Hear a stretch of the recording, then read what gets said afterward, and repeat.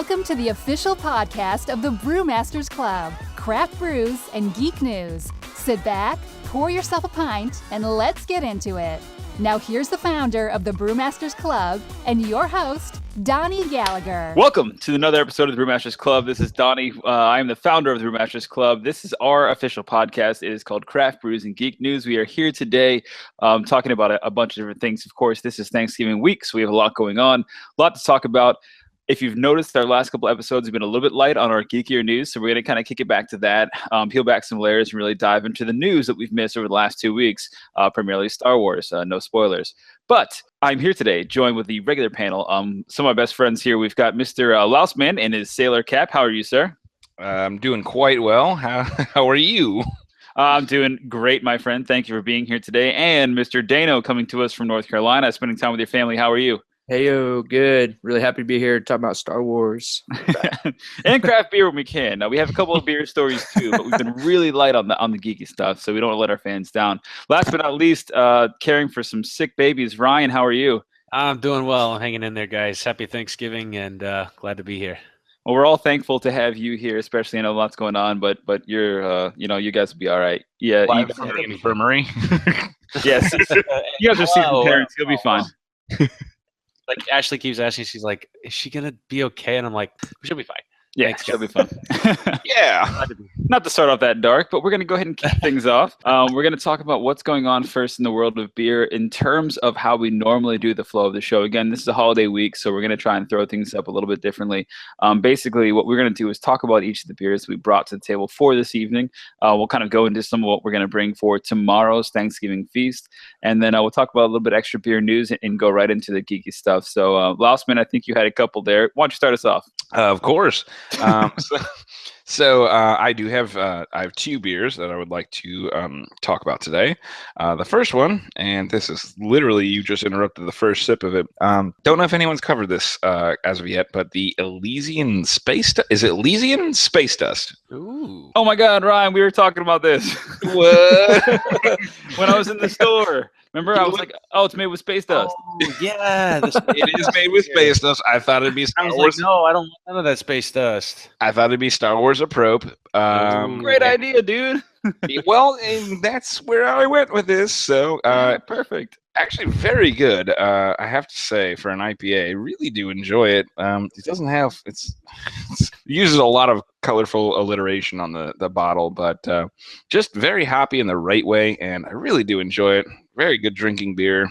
I mean, I could probably drink 20 of these and be perfectly fine to not do anything. I don't know about that, spaceman. So, what was it that made I it would to check the with whole David space Bowie. dust thing? Like, Of course. So the hopping is pure Starglow energy, which is nonsense talk. But it's also got Chinook and bitter and a late and dry additions of Citra and Amarillo. Pretty different process for adding the dry hops. Is all of a sudden that equals space. So it's pure science. Read a book. but clearly that's a wonderful label. But very fun beer. I actually really enjoy it. You know, anybody who's past the initial stages of starting to drink craft beer, very good one. Very, very easy to drink. So I like that one, and I brought that. And then I also, are we doing both? I'm doing both. Yeah. So the other one that I got, this one was out of left field. I got a Cherry Goes, which to the not a frequent user of Goes. It is a sour, which they actually mean that when they say that. It's extremely sour. This one I clearly haven't tried yet, but I'll just go ahead and crack that one. And I tried one in the store. It was super gross, but I'm going to give it another shot here. I really didn't like it, and it pained me to pay money for it. So Is it malty? Nope. It'll be very very, very citrusy, but not. It's sour, very sour. It's just straight up. It tastes like a Bud Select that someone dropped 19 green warheads into and then let it sit for about a month. And then I paid $4 for it. So that's exactly what that tastes like. Again, I'm just not a sour type of guy. No pun there, but really not mine. You want to hear the worst part about them, Laws? Typically they're low alcohol. 4%. Right. But not this $4 one. for 4%. Not this one, because really? I'm me, and I got this one. I believe this one is an 8%er. Nice. I can find it on the bottle, but it is about an 8%er. Southern Yep, Tier. 8. Yeah, I saw that. I saw that in the store. You need 8 two of points. them for 8%. No, 8.3 right here. And that's probably why I have an awful face when I drink it. So, again, of the 2 beers that I brought, this one, the Goes doesn't, no, sorry, I got no pun for that. Yeah, it's got 8.3%. Goes away. Do not follow your Goes on this one. No, they is say all I have to say. Beer Advocate says it's got an 87 out of 100, man. I mean, that's not bad. Oh, it talks a big game. Like I said, it looks like someone did the thing that you do with Mentos and Diet Coke, but with Warheads and this beer. And it's just not for me. So that'll be rough to deal with for the rest of tonight. But that's all I've got to the table. Anyone else? All right. Let's see. Dane, you want to go next because you're not drinking a beer, but you're just going to talk about one that you like? No, I'm drinking a beer. Dane, I was on your side. Oh, boy. Hopefully this isn't time-stamped. In light of Thanksgiving and Donnie and Ryan's Clone Wars, baby. Pun intended. Star Wars right there. Drinking a Torpedo. Sierra Nevada, official sponsor of Brewmasters Club. Unofficial. Yeah, that's what I meant. Let's not get sued. That's what I meant. Okay. Extra IPA, one of my favorites, and had my pregnant wife pick me up a sixer on her way home. You. So nice guy. Make a pregnant lady go into a liquor store. Good job. Oh, man. That happened for sure. But yeah, that's what I'm drinking for Thanksgiving. I got a sixer Torpedo. What's up? All right. Good, man. So, Ryan, I don't know if you want to go ahead, Ryan. I'll go last. Yeah, I'll go ahead and go. I picked this up. I'd seen it a couple of times at the store near me. It's the Terrapin Cranberry Pumpkin Fest. I figured I'd go ahead and try it. And I tell you what, it pours real nice and red like Last Man's Beard.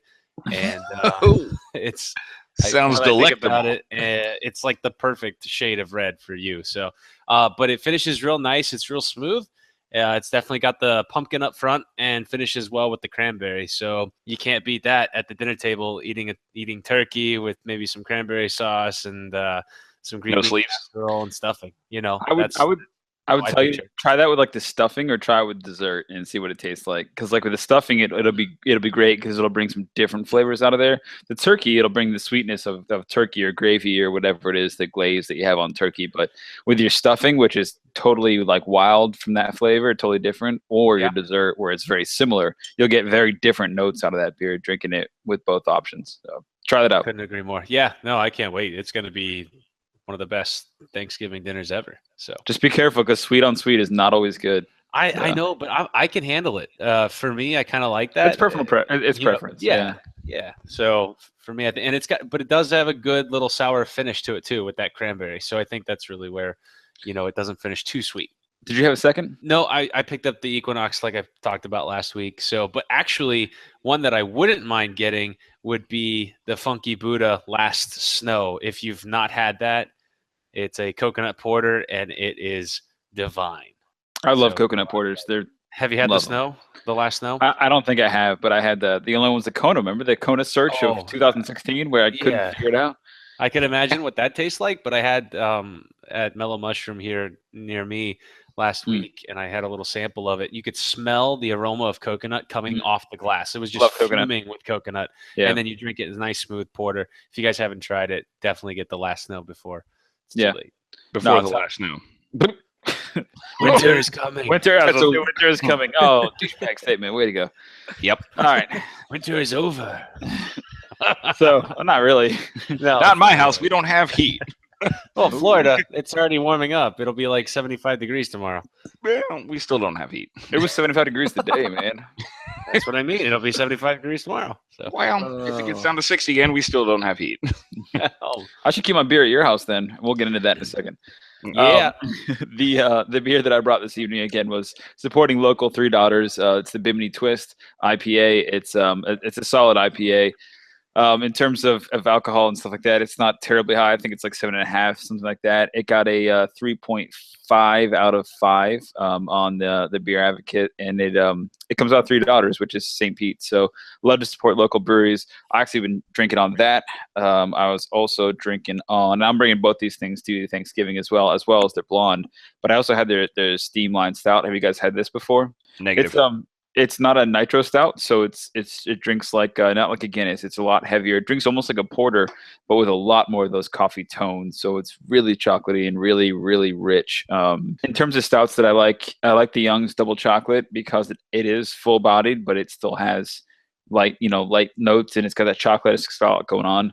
The Stern Line is it's an oatmeal stout, but it's probably not my favorite stout. So the Bimini I do like, but I also love IPAs. So there's not anything that's going to really surprise me with that one.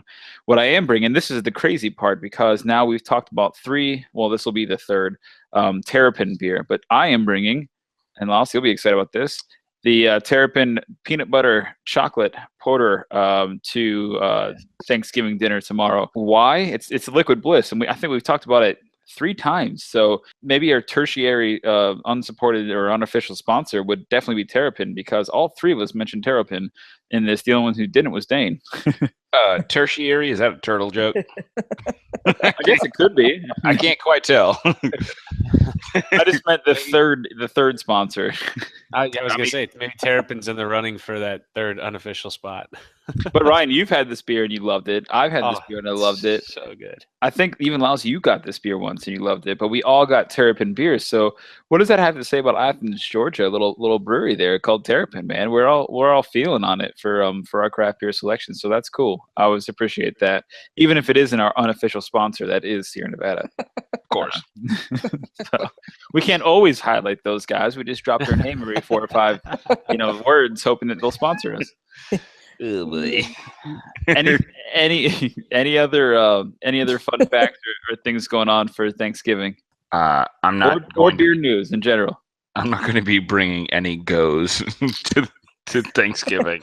I'm not going to bring those anywhere ever, because I will never touch another one until my palate is a little bit more, I guess, educated. Ugh, these things are gross. Sorry, that's all I'm trying to say. They're so weird. If anyone ever says, "Hey, you might like a sour," like, try a baby step one, like the closest thing to a not sour, because man, oh man, they're rough, man. The only person I know that really loves sours is Jenny. She literally is the only person that I regularly go drink beers with is Jenny. She likes sours. I just don't know what it is, but I don't love them. Well, the handlebar mustachioed man behind the counter was like, "Oh, dude, those guys love sours." Yeah, he's like, "I love sours," and I was like, "I bet you love like old school typewriters and like weird looking like display Those are all my machines." favorite things. He's like, "Yeah." He's like, are you talking about my car that can play like 85? So I was like, "Well," I'm like, I don't know, man. This guy was weird. And Probably wasn't as bad as the bearded ass hat at GameStop I had to deal with. Oh, you had to deal with a bearded ass hat at GameStop? I'm actually going to interrupt for Laos and I. Real quickly. This is, leave it in, leave it out. I don't care. He's still working in the Brandon GameStop, and I deal with him on a regular basis. Well, his name is Bearded Assad. It's Jerry. All right, it's Jerry. Bearded Assad. It's Bearded Assad. But no, the guy's a jerk. He has super screwed me several times on games. He didn't even let me get a good copy, like when you buy a used game and you ask him for the good copy. Yeah, you ask him for the good case, and you're like, "Hey, can I have the one that wasn't mauled by a dog?" And the guy goes, "Have the most pre-pitbull, please." Pre-pitbull. Thank you. He was actually training somebody when I bought a Call of Duty, and he goes, "You never give him the one from the actual floor." He goes, "You always give him one of the ones from the back." And I was like, right in front of me, and I go, "Dude," I was like, "Can I just have the good copy?" He goes, "No, we need that for the store use." And I go, "Okay." And that was it. I rolled over and I just was like, you grab my stupid collar and you say, "Listen here, Gregory, I'll beat you up if you don't give me the good one." Yeah. I don't have enough money to buy a new Call of Duty. So you give me a quality old Call of Duty with $9 off. Thank you. Yeah. I had a lot of things to say about him. It'll be, now that I'm a Marine, I might have to just show up and say Dude. what's up now. And I have a little more oomph. What's going on, Hop? You got to show up for the next. Give me that game. Hey, remember Halo? You screwed me.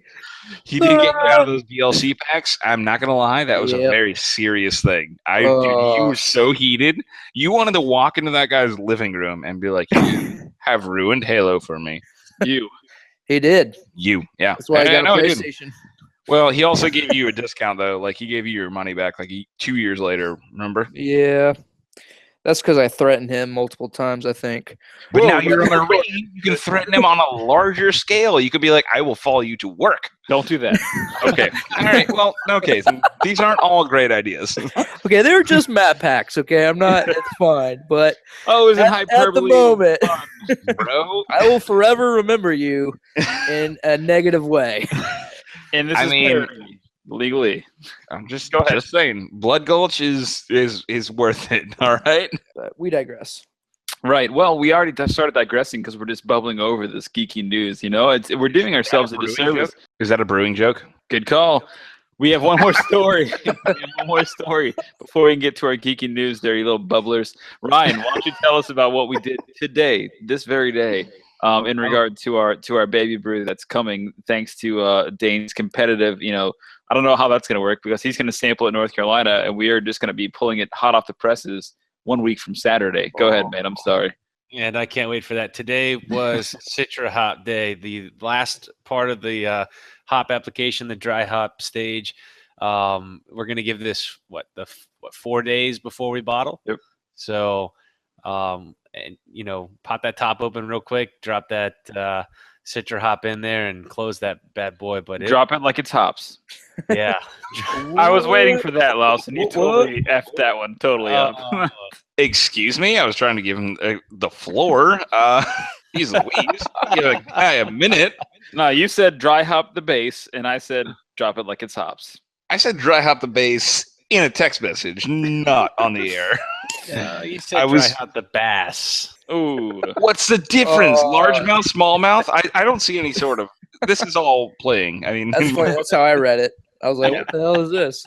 okay. All right. All right, Is there Lawson's any- joke, my joke. Let's see. Just saying. Oh shoot, Donnie's joke one. Oh, yeah, I'm saying, man.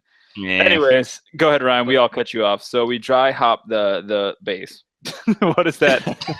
Scissors. It was What does that scissors mean for the cutting me beer? off. And I don't know if you know that much about it, but I can explain it if you. No, definitely go ahead, because I think I can only imagine it has something to do with just finishing off the final notes with the hops and everything like that. I'm presuming that's where it goes, but what exactly does that entail? So just to catch the kids up at home, basically what we did is, as we were brewing, we had 4 different stages of hops, and so we put them in at our 10 minutes into the boil, 20 minutes in the boil, 10 minutes left, this kind of stuff, and we had our different stages. The very last stage was to add the citra hops, which we had in our earlier hop boils. So these early ones, while the wort is actually boiling, these give it the bitter flavor, the higher alcohol, and these are kind of natural preservatives that make that beer kind of last a little bit longer and give it that body and that IPA kick. The 4th stage, so the last stage that we do, which we just did today, which is 4 days before we bottle, what that does is that gives you the floral aroma. So it makes it when you pop the top. Like, I actually tasted it when I was putting the tops in there, just to get like a feel for it. It tasted like an uncarbonated sweet torpedo. Like, it honestly did. It tastes like an IPA that was sweeter and uncarbonated. So it tasted good. And it was cool because it's been so cool outside that the house has been about 64, 62, like, often. So the closet in the dark space in the front office is very much cooler than the rest of the house. Very cold. So it should come out like perfectly. But it tasted great, and it once we put these hops in here, this is when you crack that top, you smell the kind of hoppy bitterness. That's where you get that aroma and that, like, not flavor so much, but that citrus mouthfeel. That's kind of where it comes from. That's called dry hopping, and that's why it's important to do that, because you don't necessarily want to up anything or change the flavor, but you want it to have that freshness, that piney smell. That's what dry hopping does, and that's a long explanation. So I don't know if you guys understood what that was. Often when I'm at your house, I enjoy the there's I drink a lot of beer at your house. That happens. All the beer. Well, I drink most of the beers at your house. I mean, that's Right. kind of your fault for leaving it in the fridge. Yeah, well, there's smash beers and then there's normal beers, but I digress. It's all right. It's fine. I'm just It's all overly fine. ecstatic to bottle these beers on Saturday. I think I've been able to keep enough of the bottles that I've been drinking through to be able to bottle those and cap them off for 1 week. I think we're going to be cracking them open up on December the 3rd, if that memory serves me correct. That's another special guy on this podcast. Special day. Birthday. Special day. I'm going to go ahead and announce that on the podcast. So if you are listening, make sure on December the 3rd, you reach out to Donnie and say happy birthday. So, yeah, please do. And you can reach me at the Brewmasters Club on Twitter, Facebook, and YouTube. Of course, you can always hashtag the Brewmasters Club podcast at Brewmasters Clubcast. Thanks. Back to the regular scheduled programming. Or if you're quick enough and you live in northern Tampa, you can actually reach out to him, and try and get him. I'm going to be all over the place that night. He's very quick. I've tried it several times. We don't know where we're going, but we will be at a brewery or two for sure. Correct. Meet you there. All right. So we talked about what we are going to drink. We talked about what we are drinking, about what we're bringing to Thanksgiving, about some of the local and definitely interesting things that are happening here in the area. Do you guys want to move on to some geeky news? Because it's been a while. We've got some hot tips here. Hot tips. We missed a lot of news. In the last 2 weeks, we've been very beer focused. First, we had Thanksgiving. We had Ryan and Donnie brewing beer, which is always fun. And we really have not done our geeky friends and listeners any justice. So let us, and Tomato. That's Dad's joke. So bad. Dad's joke. I know, it's such a bad joke. You're such an old man. I love it.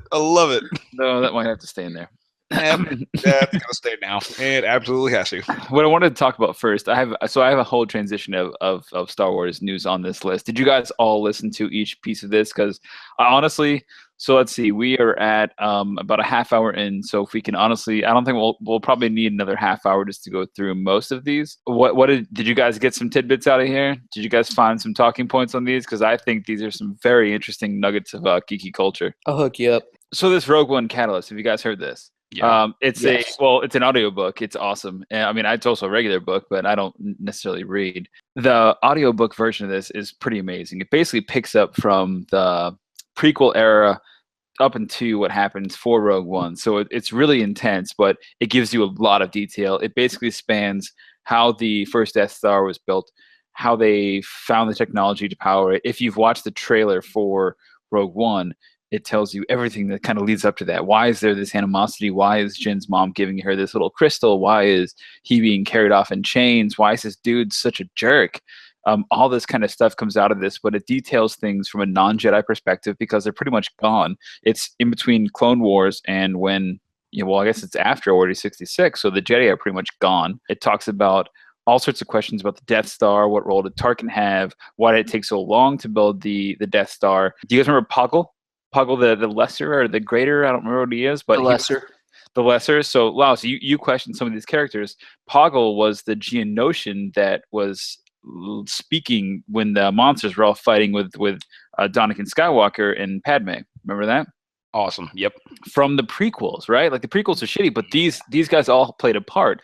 And so then you had Masamito, which is basically Palpatine's like chief counsel for the time leading up to before he got shocked by Mace Windu, which that attack is also covered in this book. And then it shows, and they reference it, like, did you see him before the Jedi attacked him? And then do you see him after the Jedi attacked him? Like it's actually Krenek, the character Krenek that brings it up and says, like, they changed after the Jedi realized that people need to fear the Jedi. And so you hear this different story, but then at the same time you hear the story about how the rebellion is started. So it's an insane backstory. If you like backstory stuff, and I know I talked about Bloodline and how the politics were so good, but the backstory for Catalyst really sets up Rogue One in a way that you have to read or listen to it before the movie starts. Dane, I know you had thoughts on that. Yeah, what I like about the backstories is it kind of brings to light of certain characters you will see throughout whatever movies, and they might have a very small part, but really they're kind of this big character. I wanted to just touch on a few of these characters in particular. mainly the three that you brought up: Tarkin, Poggle, and Masameda, however you pronounce them. Tarkin. So Tarkin was really the commander of the Death Star. Of course, he went down with the Death Star when Luke blew it up. And what people don't realize is Tarkin was a human being. So he didn't have any special powers, nothing like that. His main thing is he was the first Grand Moff. What a Grand Moff is, if you can think of it as like a governor. So he was like the governor of the Outer Rim. He was the governor. Yeah, so he fell under, and he was actually part of the Republic before. And when Palpatine transformed the Republic to the Galactic Empire, he kind of went with him. This book will probably describe it to a T, but he was captured during the Clone Wars and then was saved. And there's kind of that funny timeline where I don't know exactly what happened. Yeah, they prisoner. It's not a spoiler, but he was a prisoner, and that's, if you read the synopsis, like you said, like you'll figure that out. He was a prisoner before. So I'm not going to say where or when or what happened, but yeah, he was. Yeah. I think they're called the Confederacy of Independent Systems, aka the Separatists. And then after all of that, he fell under and he became the Grand Moff, and he presided over the trial of Tano. If you don't know who Tano is, yeah, he was the Padawan to General Skywalker, and he was framed for destroying that Jedi hangar, I think. And he was framed for that. So, and this is where you kind of see Tarkin and how and what his power is and where he presides. And because of his position, he kind of fell into that commander of the Death Star. So, kind of a bad dude. But it's funny because this book, I know that you did some research, and I always applaud your research because you do a great job. But this book explains this new guy, Krenek, and the guy Tarkin, and their relationship, which, if you can only imagine, would be, pretty bizarre, because they give you some clues in the trailer, but I'm telling you, it fills in a lot of holes. It's really great. Yeah.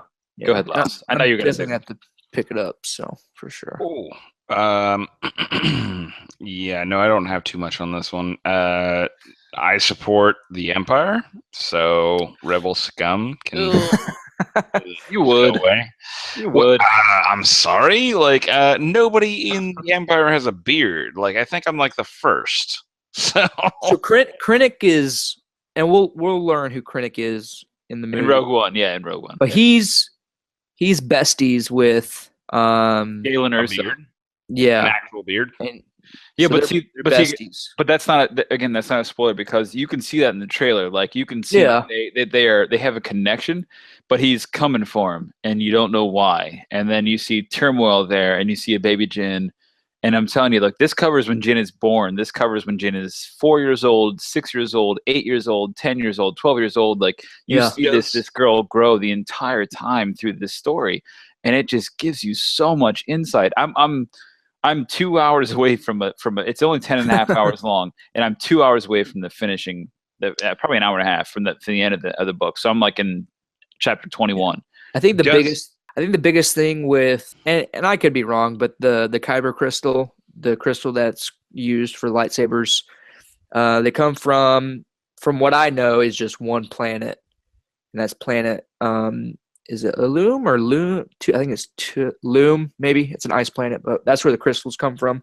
And I think the Death Star, you need a giant power. They go into a ton of detail about that, because the guys that Galen works for are trying to do all these crazy things with the Kybers. So it really gives you some insight on that, and it tells you a lot about this Galen guy. And when you see Galen and you see who they casted, I mean, it's a great story, and it really is. If I was going to say there's any book that you need to read or listen to, that is it. And just go to Audible, test out the 30-day free trial. You get a free one. We'll link a partner link below, so you guys can try it for free. It's just a great story. Dane, did you have any further massive news on that one? Because we have a lot of Star Wars to get through. All right, I'll make it quick. 2 tidbits, and these are 2 other characters that you touched on in the notes. Poggle the Lesser, he was the public leader of the Genosians, obviously, during the Clone Wars. His main purpose was he controlled the battle droid factories. Okay, so the battle droids from the Clone Wars, he was in charge of that. Who do you think killed him, Laos? Who killed Poggle the Lesser? Oh boy. No, but good guess. Read the book and you'll find out. Okay, you just signed me a book. I don't have time for that because I'm an adult. I can literally send it to you and it's free. I can literally send it to you and it's free. If you just still don't have time for that, I'm driving. I'm in a tunnel. All right, that's when the last time is to listen. Nope, I'm in a tunnel. I can't hear you. All right, so second character in the notes, Masameda. If you look back to the last 3 movies, or take it back, not the last movie, but the 3 before that, Masameda, the prequels. He was the guy during the Senate when they were like, brr, brr, brr, brr, brr. He was, the blue guy with the tentacles and all that crap. He was the voice who called order to the Senate. And he was a chief. He had a couple of different positions, but he was under Palpatine. Right-hand man. So one of those guys one of the only characters in the universe who knew Palpatine's deepest, darkest secrets. And if they touch base on who he is in the book, that's pretty cool. I'm definitely in for that. Is that the blue guy? Yes, he is blue. He's got a lizard tongue. He's got he's a lizard tongue. He's got like 2 horns up here and 2 like dangly horns here. It's weird. But he's like reverse rhino. But this is why this book is so great because yes, reverse rhino. Double rhino though. But it's why the book is so good because it literally touches on all these guys were in your head. You're like, wait, that sounds familiar, but I don't know who that is. And then you like Wikipedia or whatever, and you can see who it is. And you're like, oh shit, I know those guys. And it explains the Kybers and the weapons and why this Rogue One thing is happening. So it just ties the story back. If there was ever a Star Wars story that I would suggest you read, it's this one. So that's mine. I've read 6 or 7 of them. So this is by far my favorite. I love Life Debt, and I like the a couple of the other ones, but that was good. Anything else, Dano? No, that's it, man. Ryan, are you awake? Yep, I'm here. not trying to put you on the spot. I know that you probably you read these and you're probably like, okay, a little confused here. I mean, I'm past it, so yeah. All right. Well, I think so. What I've got is I've got 2 kind of quick stories and then a longer story that I think Dane wants to elaborate on too. But the first story was the new characters. So we got some character descriptions in the last 2 weeks. Actually, it was like last Friday. I think it was actually like Thursday, a little late in the day, but Benicio del Toro. So he was the collector from Guardians of the Galaxy. Crazy guy, right? But very talented actor. He's a very good actor. So he has actually been added to episode 8, which is very exciting because he's such a high name actor. That's unusual for Star Wars to grab huge name people like this. His character has been described as the Man in Black. So he wears all black and he's dangerous, right? His character is clean shaven with a hair kind of like Poe Dameron, so it's a little bit messy, a little bit out of wrap, kind of like almost like Kylo Ren's was, but maybe not as long. I'm not sure. He did an interview with The Wrap, and basically it says that heroes don't necessarily see him as a bad guy, at least not at first, but we think he's connected, kind of that casino scene that we talked about that might have been shot in Dubrovnik overseas. On paper, he sounds a little bit like Lando, but really he's probably not. So we're going to have to see what happens to this Man in Black.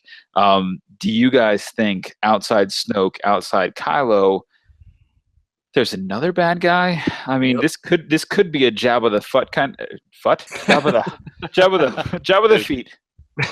But what? Mr. Bob A. Feet. Bob A. Feet. I love it. Could this be a Jabba the Hutt scenario where he's like a gangster that's out there because they tied in this casino piece, but he's not necessarily like an asshole? I mean, he might not be. I don't know. I think Man in Black, boom, bad guy. I'll tell you who he is. Who is he, Dane? Please tell us. I'll go last. Okay. Last Why would year, you speak first? Ah, boy. I have all the answers. I have 0 of the answers. From that description, what would you say? He's dressed in black. They relate him to Lando. Wow, so you watch Rebels, don't Actually, you? I do watch Rebels. Okay, he's a character from Rebels. I well, think. actually, one thing that I would like to, like a real world type, input here.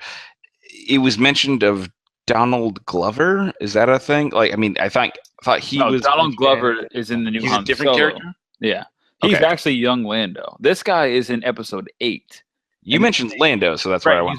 His character is reminiscent of Lando, as in he's in a casino and has some sort of gambling thing, which means he's probably very charismatic. But a lot of the Star Wars bad guys are, right? Yeah. They can ooze confidence and do this kind of stuff, but yet still be supremely in charge and have a power and a plan and all sorts of stuff. So that's where I think you're going with him in terms of Lando, not necessarily like young Lando. Well, so in that scenario, I've got nothing. Okay. Yep. Back to you then, Dane. All right, so I think he's gonna play an older Ezra Bridger, or however you pronounce it, Bridger. No way.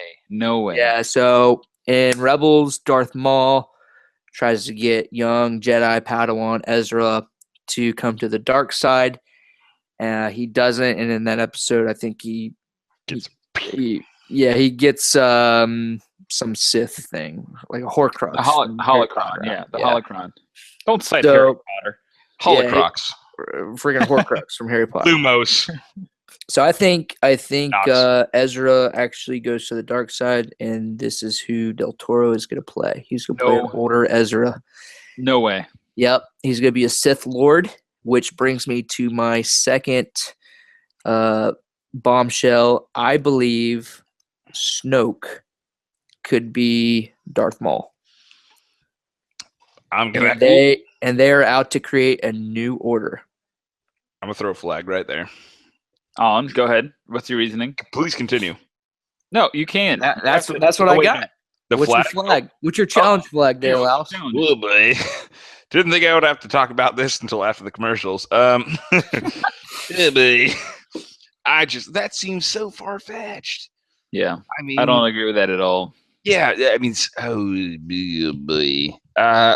Yeah, no. I feel like Snoke's got like some weird sorts of powers and whatnots. I mean, Snoke could be anybody, but Yeah. my sense of thinking now is this character could be Ezra, who was a Jedi, came to the Sith, and I don't know. That's To be that's clear, my take. Snoke could be anybody who's melting in a microwave. I mean, I just need to throw that out there for visual purposes. Okay. I mean, he could be quite literally anybody who is almost dead. Well, I mean, so here's why I don't think so, because they've already brought. So think about it like this, Dane. And again, dude, Catalyst. Okay, minor spoilers. If you don't want to hear spoilers, trust me, Dane. It's not a bathroom episode. You'll be fine. fast forward 4 minutes. No, you'll be fine. We'll be back. No, I'll have a no, lot of seriously, jokes. 20 seconds. Oh. 20 seconds. Ready? Spoilers. Yep. And here it goes. If you're gonna listen to it, don't Go listen fast. to it right now for 20 seconds. Starting now.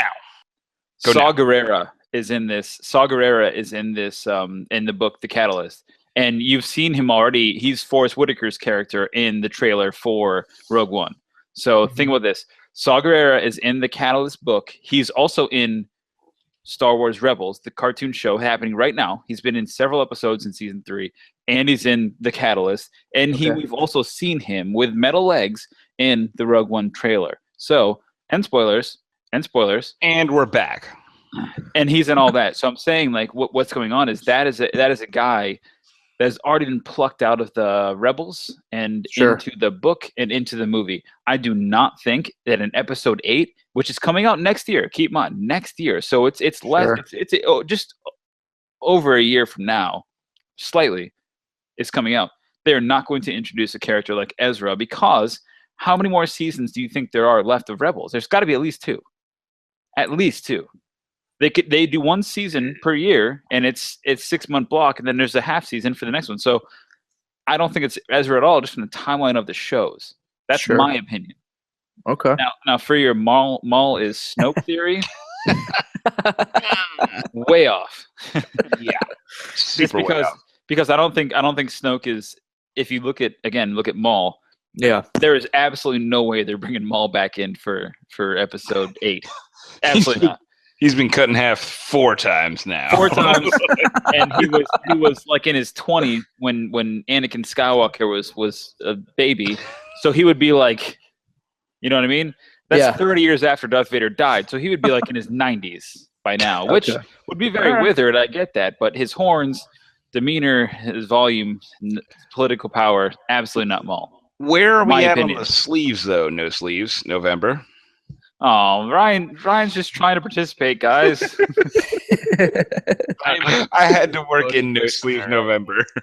I am a devoted listener right now. If I'm enjoying this as much as other people listening to the podcast, I think that I would be thrilled to hear you guys talk about this. So He's also live tweeting the episode right now. So just like you guys hear about the Grammys and the Emmys when people are like actually like, oh my god, look, Jennifer Lawrence tripped again. What the F? Like I get it happens all the time.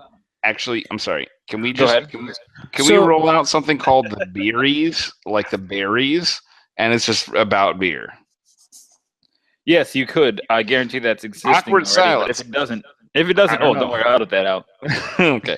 Edit that. Actually, can you make that longer, like a bigger silence? Can you give me more poise and just be like, can we come up with the Beeries or the berries and then 5 count, solid 5 count, and then bring in everybody else? Yep. There it is. Right there. You don't even need to edit. Is Snoke Plagueis? Here's what I think about your Snoke theories. There's a good podcast to listen to besides our own, and it's called The Steel Wars. And he made a T-shirt that says simply, "Your Snoke's theory sucks." And that's all the T-shirt says. Because when The Force Awakens came out, they were like, "Who the hell is Snoke?"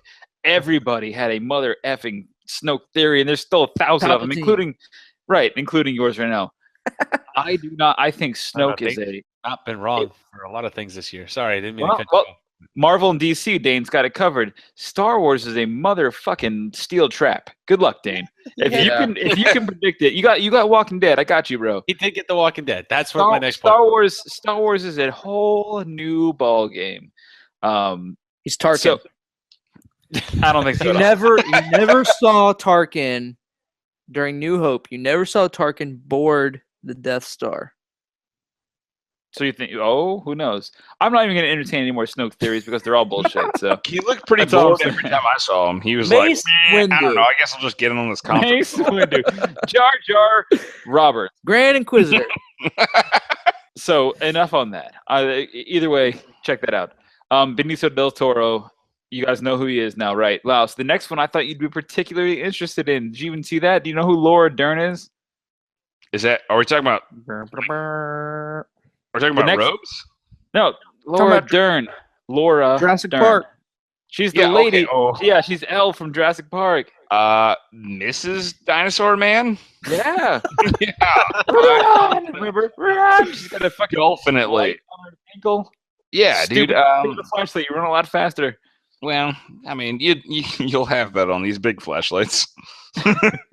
She is now on Star Wars, bro. She's in episode 8, and she's wearing a Queen Amidala type headdress where her hair is kind of crazy.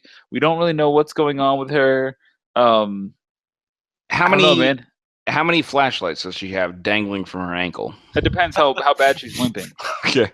All right. Well, see, and that's gonna make or break the movie for me because if it's 3 flashlights, I mean, I got more bigger pressing matters to deal with. Okay, so let me just read this blurb and then we can talk about it because it's actually quite interesting, and I think that Dane has a very unique opinion on this.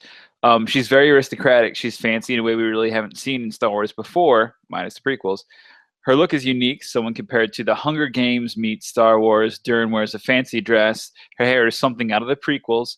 The biggest defining detail of this new character, is played by Laura Dern, is that she has pink hair, and sources are lost for words when they try to describe her hair. It's something very ornate. It's something out of the Outlander Club in Attack of the Clones. Dane, what does this speak to you? Because I've got a very strong opinion as to who this chick is, especially in relation to Episode 8, The Funeral of Han Solo. Go ahead. Okay, so there's a few things that came to mind, and I thought maybe, she has an officer role in this world. She could be Rey's mother. She could be Skywalker's wife. I'm not sure. There's a few canon characters. I think she could be maybe like a Mara Jade. Which would be Luke's girlfriend, essentially. Yes, who has red hair. Hey So, now. But it was never fancy like that. She was a down and dirty kind of girl. She was not a Yeah. fancy. Oh, come on. The um, one redhead? Really? Is that what we're doing to my people? from Rogue Squadron, she could be what's her name? Yusan or Isard? Isard, I think. I don't know. There's so many characters she could be. Why would it be smaller though? Why don't you think it would be someone outside of the known universe?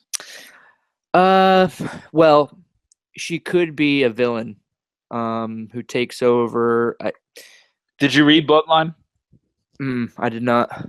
Because there's a lot of politicians there that are against Leia, and that have some very powerful friends, if you will. Yeah, And she could be the new chancellor.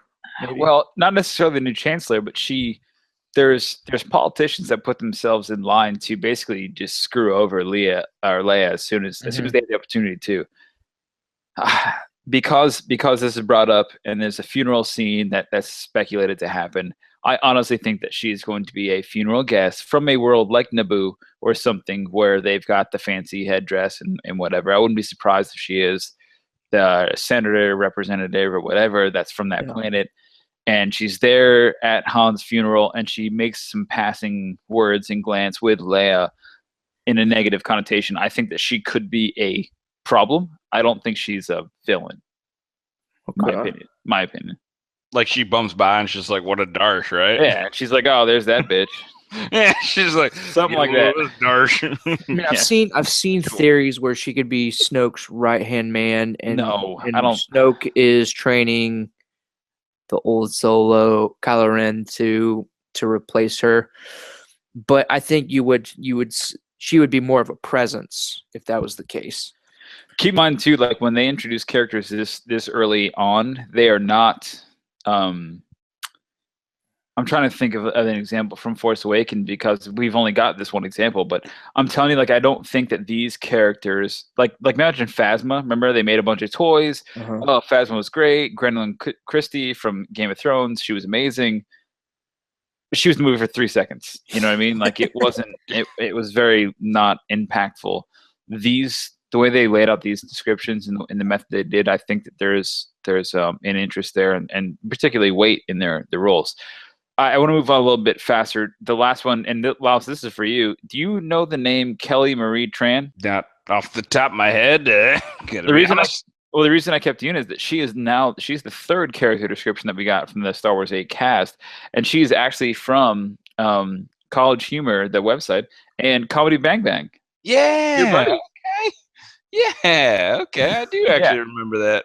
So her synopsis here is that she winds up in the role in the film, and she highlights how she ends up tangled up with Finn and their shared story.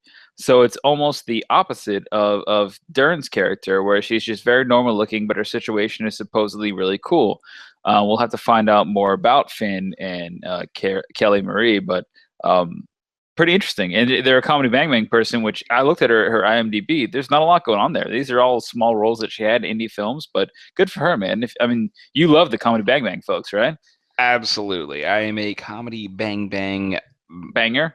Banger is what we call ourselves at our meetings. But no, that's wonderful. If she can only work in some sort of Hainong man, that would be wonderful. But I won't even begin to educate you guys on what a Hainong man is. So we'll just leave that Hainonging out there. So that was bad. Yeah, it was bad. That's all right. Dane, did you have any thoughts on the next one there? The Star Wars Land, because we can skip past a couple of this. Basically, I don't know who she is. She'll be a new character. She might be Finn's love interest after he falls out of love of Rey. Yeah, I think they're like a brother-sister relationship. That's all, which is weird because they shouldn't be. I mean, I wouldn't have been with her. They didn't spend that much close time, but that's all right.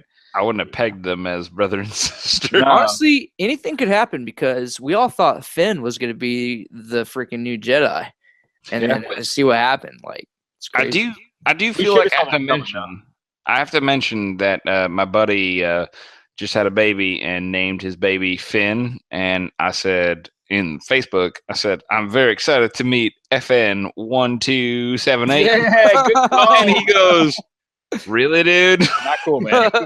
Yeah, he's like, my baby is named Finn for a reason. I was like, well, apparently it wasn't. Apparently it was named FN1278, and I'm stoked to see him. And you're a stormtrooper. Yep. Well, clearly, I mean, we support the Empire in my household, so we're not rebel scum. Come on. All right, we're vastly approaching the 1 hour mark, so I'm going to move us along here real quickly.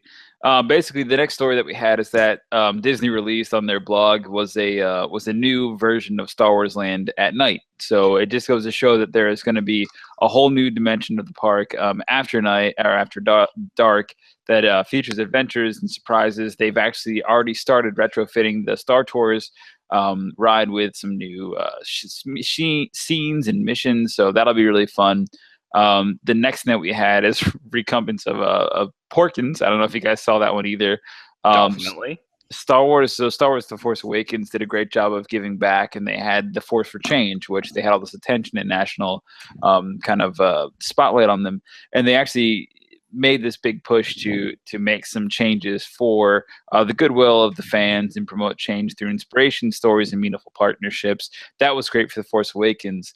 Now that Rian Johnson has Episode 8, he actually has in his life affected by his support for the UK-based charity Assert, which is basically it's a rare genetic disorder. It's called Angelman syndrome, which is his niece actually suffers from. So he was very much passionate about this, and he brought some of the kids down to look at the set and be on set and talk about the new movie and some of the characters.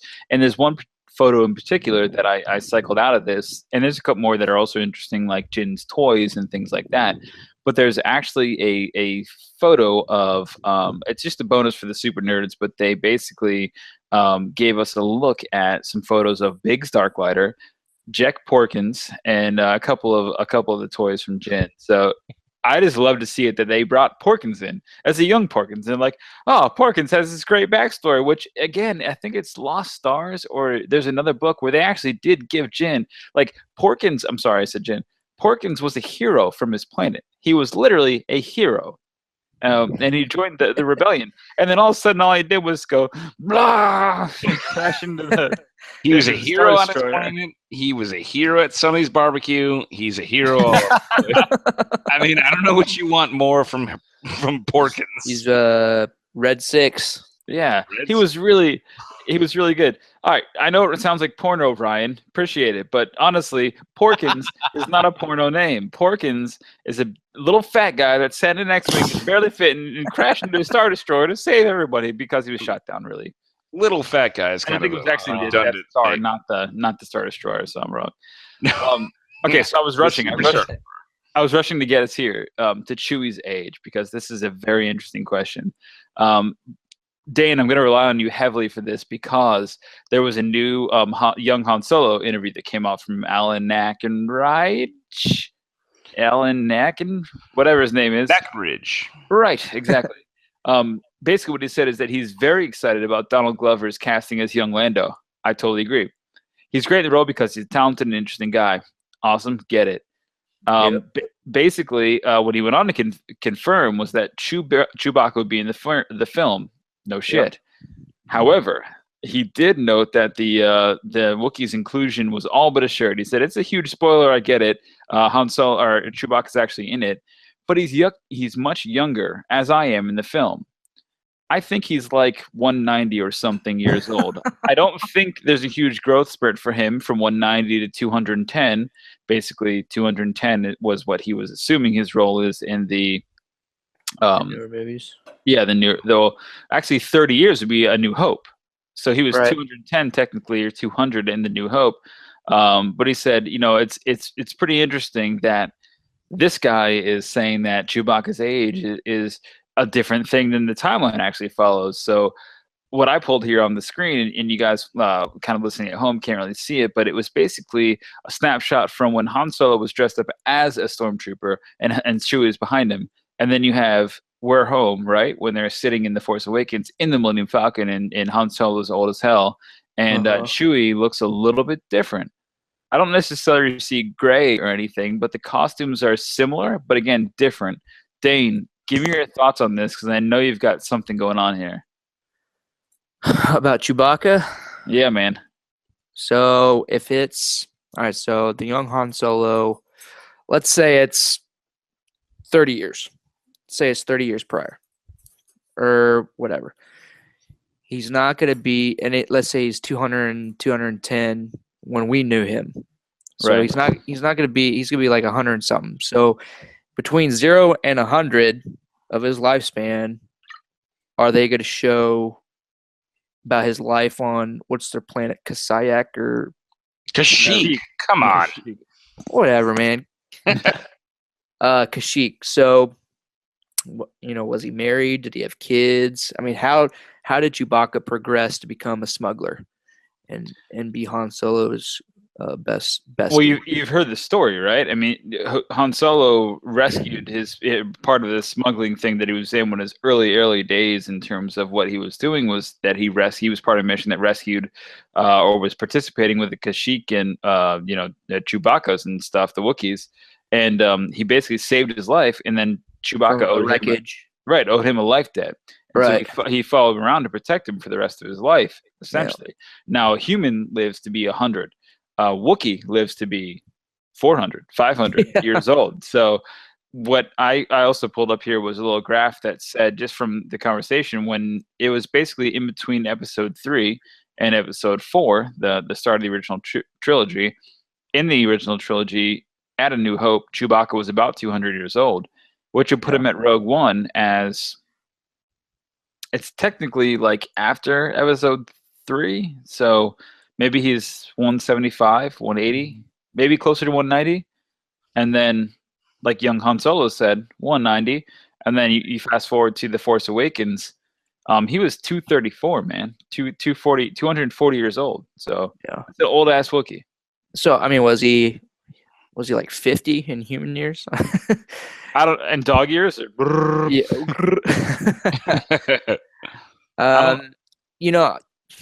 I don't know. Based off of this Han Solo movie, is it going to show the Wookiee being enslaved, and then being rescued by Han? I mean, that's a huge part of who Han Solo is, and I think, and who knows, maybe they'll. And Donnie, you might know this, but are they going to have a Wookiee movie, a Chewbacca movie? Yeah, I'd watch it. I don't know. There's a lot that could go into that. But I know I guess Chewbacca was enslaved by whoever, and he was rescued, life debt, whatever, to help with the Imperial Army, and became a smuggler with Han Solo, I think. And they might touch on it a little bit, but it'd be interesting to see what Chewbacca would look like at a younger age. And I'm doing the parentheses here on video, but I don't know. Well, it's interesting. So, and before we move on to the last man, because I want to hear his thoughts too, but just what are your thoughts on those two pictures? So we basically have that picture of Han in the Stormtrooper outfit with Chewie behind him, and then Han and Chewie in the Millennium Falcon from The Force Awakens. What are your thoughts on those two Chewies? Because there's a lot of differences. Yeah, he definitely looks old. Yeah, looks a little grayer. You think so? Yeah, I think so. He looks darker. He's not as red. Yeah, and that might have to do with the costumes. Yeah, technology. Yeah. I thought this was real. It is real, man. About costumes. Yeah, no, it is. No, yeah. I mean, and the picture quality. Get out of here, Halloween. Beat it. Hit the bricks, bro. You have to make them look a little younger, for sure. If it's even going to be even before the 1970s movies. So the third picture in this little stand here, which is hard to translate to a podcast, but I would assume the next one after we see the young Han Solo, we'll put that block down below this, so we'll have the 1970s Chewbacca, the 2016, and then 2017, 18 Chewbacca, and see kind of where it looks, because I feel like if they don't stick to that, you remember the turmoil that was Darth Vader's suit in Rogue One compared to A New Hope, compared to everything else. Like, yeah, Death Troopers. That's all I have to say. Like what is it? ATST 3s. What are the new ATSTs, which we've never seen before except for right now in the U-wing or whatever that was? The bigger ones. Yeah, they get blown up by a rocket launcher. Yeah, they're shittier. So I'm just saying they make an RPG. Yeah, they make different movies. So like it's I don't know, it's different, but it is interesting to see. I love talking about that age, because at the end of the day, it's all about the consistency of the timeline, right? Mm-hmm. So that's what's important to a fan, and that's all. That's all I was interested in. But I don't know, man. That's a lot of Star Wars news. You guys feel a little bit content with that? Yeah. Absolutely. Yeah, man. I got no issues. All right. So why tune in next week? Basically, we are going to first off, we hope you all have a great Thanksgiving. It's a great time to be enjoyed by friends and family, right, guys? Anybody have any special plans for Thanksgiving that are going on? I would say for Thanksgiving, we got beards, we got brews, we got turkey. That one didn't really fit the mold, but other than that, yeah, that's it. Solid. Ryan, what are your plans? Yeah, we're going to Ashley's mom's house. There's going to be about 12 to 15 people there. Should be a good time, good food. And I made cornbread, which I'm really excited about. However, I did burn the bottom of it, but I'm going to pull it off because I cut that bottom off. So it's all good. I'm going to wrap them individually, and nobody's ever going to know the difference till they actually go to bite into it. And they're going to be like, there's no bottom here, but it's okay because it'll still taste good. So bottomless cornbread. Bottomless Boom. cornbread. That's how you spin that. Yep. It's Ashley's a like, new type of Ashley's like, cornbread. it smells burned. I'm like, it's not burned. It's good. It's still tasty. Toasted on the bottom. That's okay. Lightly okay. burned. Lightly burned. That's what happens when you cook it a little too long. Gives it a smoky flavor. Dane, That's what I was looking for. Dane, you and Smoky beer flavor. you and the fam have any special plans? Just chilling at the house in North Carolina. Got my mom over. Got some friends from our life group coming over. Some Marines that aren't going to be with their family. So I'm cooking my first turkey. So wish me luck. Hopefully I don't burn it like Ryan did with his bread. I never. Hey, Don't just burn so you the know, bottom. You can't cut the bottom off that. Dane, Yeah. when I cooked my first turkey, dude, I did everything right except I cooked it upside down. So just make sure that upside down. Apparently, when it's because it's breast in the bottom, it keeps the breast really juicy. So Okay, so breast down. no. Just Always do what keep the- the press Pressed down. up. do what the other people say. But if it turns out where the breast happens to be down and you make a big mistake, it'll be okay. Just don't freak out, because that's what happened to me. I was like, everything was fine. The stuffing was fine. It was greased. The pan was good. Temperature was great. Everything was fine. Why the hell is it upside down? I was like, shit. What do you want to do? Lost, you ate that turkey, man. You know it was good. I did eat that turkey. It felt inverted. I got to be honest. How the It's not Top Gun, man. Dude, I know when Boo goose? You're not flying F-14 Tomcat there, Captain. clearly. Dude, right along the lines of tugboat here, but we'll not get into that. Yeah, no, I don't know. It's a good turkey. I mean, I got to be honest. I'll talk turkey with you guys for just a hot minute here. Gobble gobble. Literally That's 1 a good minute. one. Yep. Gobble gobble gobble gobble. Do I need to keep this going No, for a stop. minute? All right, stop. No. All right. Fine. So that is done. Thank you, So guys. Thank you To for have your. a successful ruined turkey it. mission, I have to be inverted. Got it. Yeah. Okay, don't. All clearly. right. Anyways, scrap all that. Thank you guys for your Thanksgiving Day thoughts, guys. For the next week, so if you stay tuned, thank you very much. Have a great Thanksgiving. If you tune in next week, you will hear the first ever Brewmasters Club interview with an actual brewmaster. First off, a guy that is very much well renowned in the community, in terms of Tampa Bay at least, as to what he's really tapped in to the beer industry and what's going on. So hey, Mavi, how are you doing? His name is Sean Norquist, and he's actually a really good friend And I want you guys just to hear a little bit about what he is doing right now, because he will be our guest speaker tomorrow. We're going to ask him some questions on what's going on. And I just hope you guys can get this. He's actually an instructor at HCC. He teaches the Cicerone class. He teaches how to brew beer at an actual community college. Very knowledgeable source. And again, everybody in Tampa loves him. So I just want to tune a little bit of his infomercial here, and then I'll take it back, and we will actually just go ahead and do our sign out. So everybody, this is Sean Norquist and his HSC goals here. So just tune in and give me a second.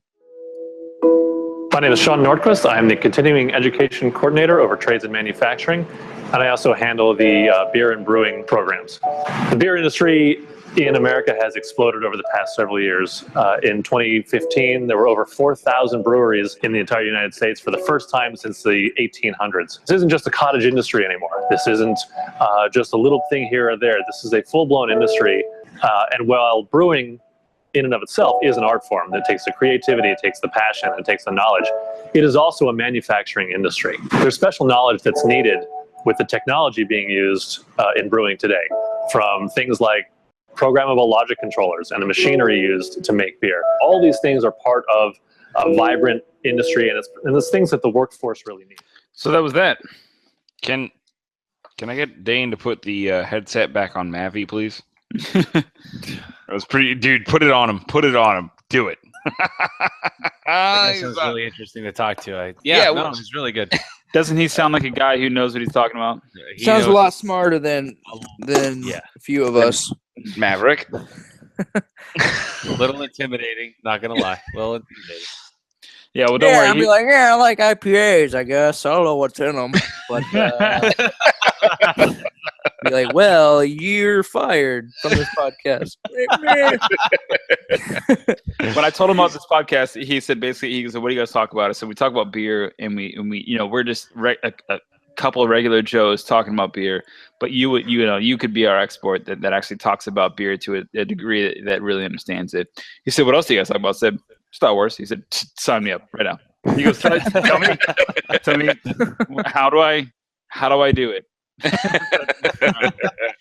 He said, "I love Star Wars, I love technology, and I love animals, and I love beer." He's like, "Great, perfect, man. You're exactly what we're looking for." So, Sean Norquist, you'll see him next week. Besides that, guys, ladies, gentlemen, thank you so much. Happy Thanksgiving. We are thankful for everybody who listens to us and downloads our podcast. You guys are great. SoundCloud listeners, YouTube followers, on iTunes, on Android, Patreon even. We just appreciate you guys, and we couldn't be here without you, and we will not stop being thankful of you, regardless if it's Thanksgiving or not. Ryan, how can they find you, my friend? Please tell the good people. Yes, you can find me on Twitter at BrewedBoy813. Let us know if you have any questions about the podcast or anything about beer. We will do our best to answer and respond on a good, timely manner. Ryan Cheers is also happy Thanksgiving. Yep, Ryan is also basically, when we're talking about the different stuff, Ryan is tries to pump it out there through social media. So follow him to get really up to date information on what's going on live during the podcast, which is always fun. Lost Man, in your hat, where can the good kids find you? I was just going to finish real quickly. You can also follow Ryan at No Sleeves November. He's a big supporter of having no sleeves, period, for the entire year. But you can follow me at Mr. Lousman. So at well, AT Mr. Lousman. It's a very long. It's Star Wars based. AT Mr. Lousman. A real bad Twitter handle, but yeah, well, you got to do what you got to do. It's at just no, at actually just the one at, just a one at symbol. If you got it, flaunt it. If you don't, get a new keyboard. At Mr. Lousman. Yeah, you can always follow me there. High pitch. Yeah. And Mr. Dano, where can we find you?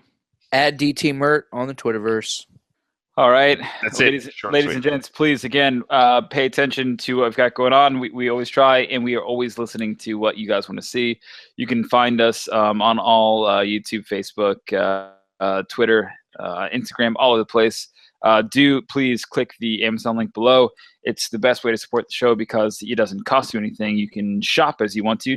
Black Friday, it's Cyber Monday. Come on, you're going to buy some shit. Use the link below and buy the regular shit you're gonna buy. Just do it through the link below.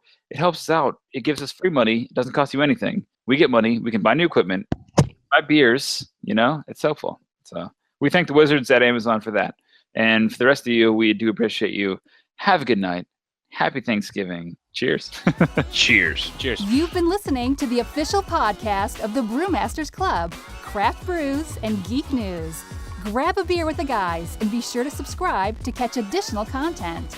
Add this podcast to your favorite RSS feed or iTunes. Chat with the guys on Twitter at Brewmasters Club and Facebook and online at www.brewmasters.club. Cheers!